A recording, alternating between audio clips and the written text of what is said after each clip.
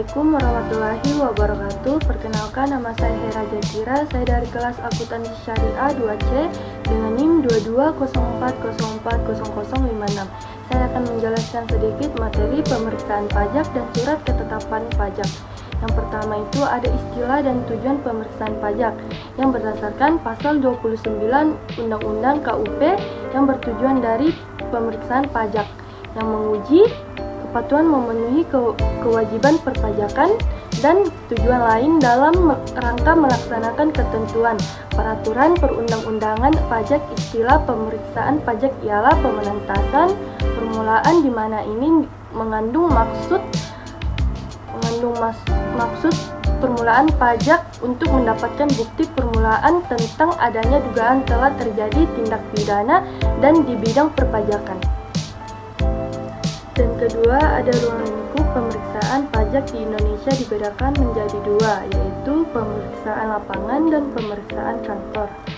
Yang pertama itu ada pemeriksaan lapangan, pemeriksaan yang dilakukan di tempat kegiatan usaha, di tempat tinggal wajib pajak, atau tempat lainnya yang sudah ditentukan oleh Direktur Pajak atau Ditjen Pajak. Dan kedua, ada pemeriksaan kantor. Pemeriksaan kantor yang dilakukan di kantor Ditjen Pajak bertujuan untuk menguji kepatuhan pemenuhan kewajiban perpajakan atau pemeriksaan pajak. Dan ketiga, ada jangka waktu pemeriksaan pajak. Yang pertama, pemeriksaan lengkap, yaitu dalam jangka waktu 2 bulan dan dapat diperpanjang menjadi paling lama 8 bulan. Dan kedua, ada pemeriksaan sederhana yang dilakukan dalam waktu 4 minggu dan dapat diperpanjang menjadi paling lama 6 minggu. Dan ketiga, ada pemeriksaan kantor, yaitu jangka waktu paling lama ialah 3 bulan dan dapat diperpanjang menjadi paling lama 6 bulan. Dan terakhir, ada pemeriksaan lapangan. Jangka waktu pengujian dilakukan maksimal 6 bulan.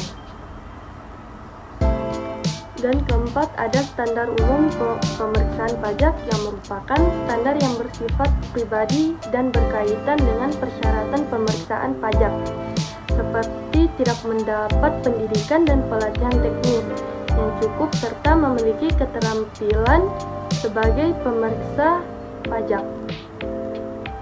Dan kelima, ada perkembangan ilmu ekonomi. Yang pertama itu ada ekonomi praklasik dan ada ekonomi klasik.